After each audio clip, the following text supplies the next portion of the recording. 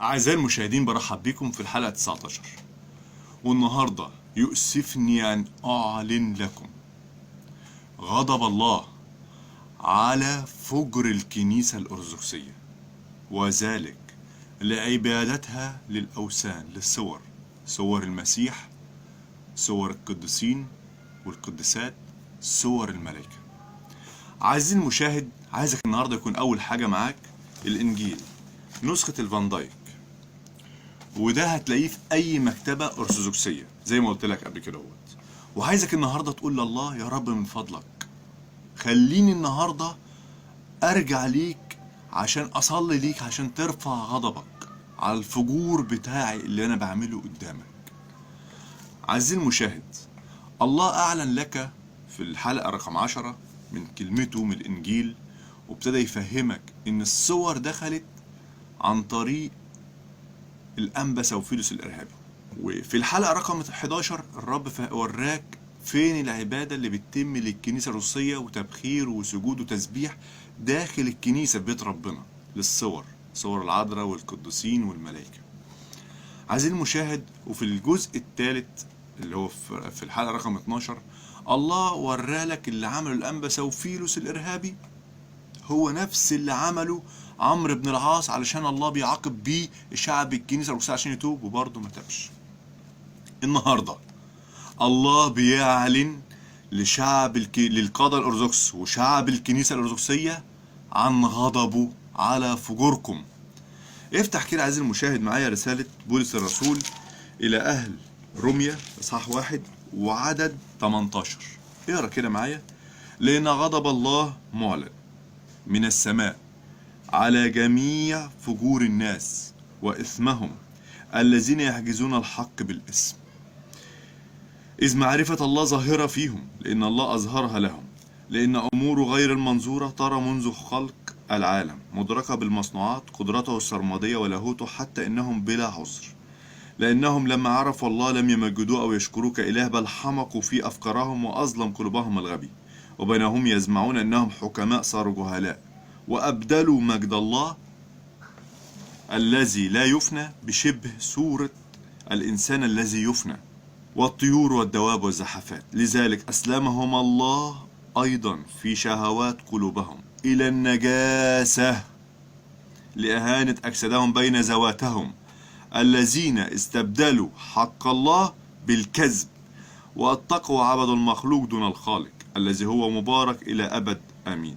لذلك أسلمهم الله إلى أهواء الهوان، لأن اسمع بقى غضب الله المعلن ليك، لأن إناسهم استبدلنا الاستعمال الطبيعي الذي على خلاف الطبيعي، وكذلك الذكور أيضا تاركين استعمال الأنثى الطبيعي اشتعلوا بشهوتهم بعضهم لبعض، فاعلين الفحشاء ذكور بذكور، ونائلين في أنفسهم جزاء ضلالهم المحق. وكما لم يستحسنوا أن يبقوا لله في معرفتهم، أسلمهم الله إلى ذهن مرفوض ليفعلوا ما لا يليق، مملوئين، اسمع انت مملوء ايه النهارده، من كل إثم وزنا وشر وطمع وخبث، مشحونين حسدا وقتلا وخصاما ومكرا وسوء، ناممين مفترين مبغضين لله،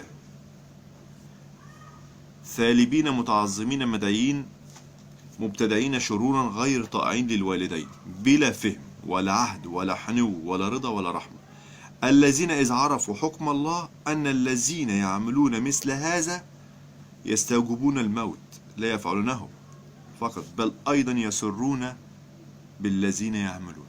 هو ده حال الكنيسة الأرثوذكسية. النهاردة الله بيعلن لكم عن غضبه على الفجور بتاعتكم، على اللي انتوا بتعملوه.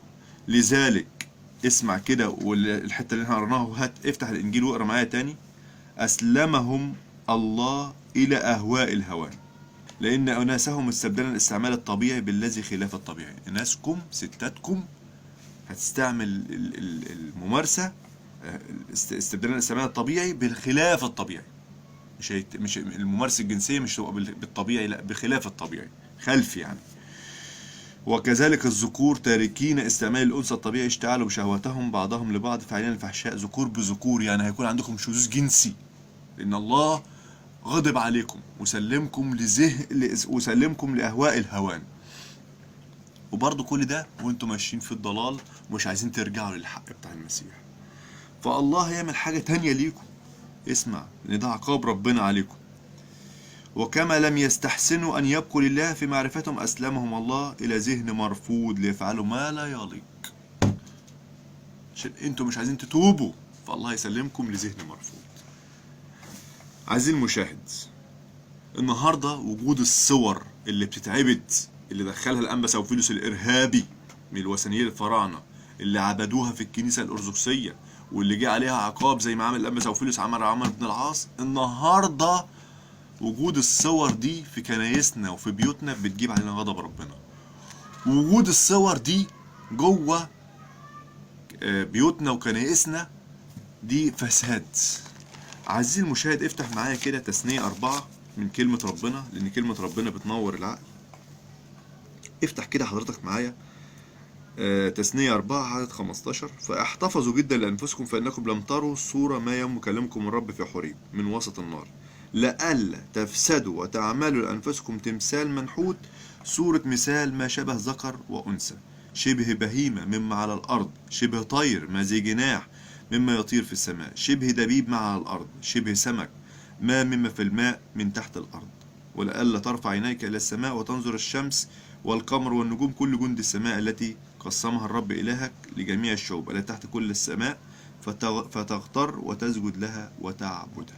عزيزي المشاهد، الله النهارده بيقول لك كده ان وجود الصور دي عندك في كنيستك اللي هي بتتعبد وفي بيتك ده فساد، وربنا هيجيب عليك غضب، واللي احنا لسه قارينه من شويه، وهيخلي الستات عندك تمارس الجنس مش بالطبيعي، ويخلي الذكور عندك، لان الله يسلمك لذهن مرفوض ولا يليق بانك الذكور يمارسوا جنس مع الذكور، شذوذ جنسي. ده هيحصل عندك الكلام ده كلمة ربنا، الله ما بيرجعش في كلامه، لانكم عبدتوا الصورة والله رافض الكلام دوت. اسمع كمان الكلام ده عزيزي المشاهد بالنسبة لأطفالك وبالنسبة للي حاصل اليومين دول، خدعة من إبليس كبيرة جدا، وهي الصور اللي موجودة كمان في الإنجيل المصور.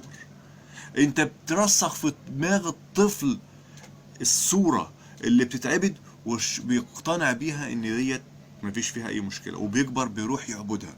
عايزين المشاهد اسمع كده واقرا كده بالنسبة كمان لأطفالك، يعني اتكلمنا للنساء عندك واتكلمنا للرجالة عندك الذكور والحكم بتاع ربنا وغضب ربنا. اسمع بقى اللي جاي بالنسبة للأطفال: إذا ولدتم أولاد وأولاد أولاد وأطلتم الزمان في الأرض وفسدتم وصنعتم تمثال منحوتا صورة شيء ما وفعلتم الشر في عيني الرب إلهكم لإغاظته، أشهد عليكم اليوم السماء والأرض إنكم تبدون سريعا عن الأرض التي أنتم عابرون الأردن إليها تمتلكوها، لا تطيلوا الأيام عليها بل تهلكون لا محالة، ويبددكم الرب في الشعوب فتبقون عددا قليلا بين الأمم التي يسوقكم الرب إلهكم، وتصنعون هناك آلهة صنعت أيدي الناس من خشب وحجر مما لا يبصر ولا يسمع ولا يأكل ولا يشم، ثم إن طلبت من هناك الرب إلهك تجدوه.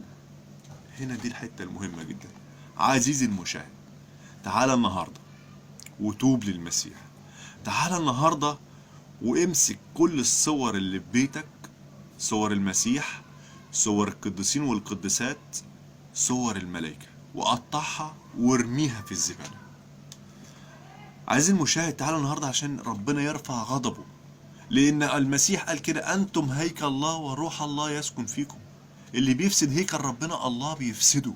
اوعى تفسد هيكل ربنا اللي هو احنا، اوعى تفسده بالصور اللي موجودة عندك. عزيزي المشاهد، الله في يوم من الأيام أمر النبي موسى أن يعمل حية من نحاس، وكل اللي يشوفها يشفى. والحية النحاس دي في إنجيل يوحنا إصحاح 3 عدد 14 يقال كدوت: وكما رفع موسى الحية في البرية هكذا ينبغي أن يرفع ابن الإنسان. إن الحية النحاسية رمز للمسيح شخصيا، والله هو اللي أمر بيها. ولكن في ملوك التاني 18، وافتح برضو معايا وراجعوا معايا الكلام دوت، ما تاخدوش كده مني مسلم. الشعب قاد لها، بخل لها، قاد ليها شمع. شوف اللي حصل بقى كدهوت في ملوك التاني 18، وركز في دي لان دي يعني الرب عايز يعملها معاك النهارده. انك تاخد خطوة ايجابية النهاردة مع الرب. في ملوك التاني 18، ويا ريت كل الناس اللي هي عندها صور حتى من البروتستانت المنافقين يسمعوا الكلام ده كويس جدا. بص ملوك التاني 18 بيقول لك ايه: وعمل المستقيم في عيني الرب. ملوك التاني 18 عدد 3: حسب كل ما عمل داود ابوه، هو ازال المرتفعات وكسر التماثيل وقطع السواري وسحق حية النحاس التي عملها موسى، لأن بني إسرائيل كانوا إلى تلك الأيام يقودون لها. عزيزي المشاهد، تعال النهارده واعمل زي الملك حسقية واعمل المستقيم في عين الرب.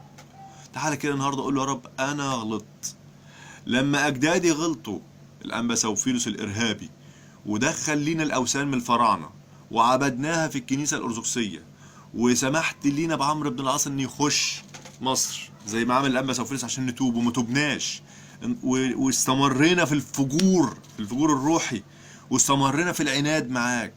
والنهارده يا رب انت بتقول في غضب جاي، والغضب ده هتخلي اناسنا تمارس الجنس بالطريقه اللي مش طبيعيه، وتخلي الذكور بتاعتنا تمارس جنس مع ذكور، لان هتسلمنا لذهن مرفوض حسب ما مكتوب في روميا 1. فالنهارده يا رب انا جاي بتوب قدامك، جاي النهارده يا رب بشيل كل الاوثان اللي عندي في البيت وبقطعها وبرميها في الزباله. الاوثان اللي هي صوره المسيح زي ما قلت لك، صور القديسين والقديسات، صور الملائكه. عزيزي المشاهد، النهارده يوم مقبول، النهارده يوم خلاص، ما تقسيش قلبك وتعالى للمسيح. تعالى النهارده وشيل كل الصور. روح النهارده الكنيسه للقسيس وقول له: شيل الصوره اللي عندك دي لان دي فساد. شيل الصوره اللي عندك دي لان دي هتجيب علينا غضب ربنا، ان ربنا ادى اعلان وقال ان غضب الله معلن من السماء على فجورنا. ده فجور. عزيزي المشاهد، توب قبل فوات الاوان.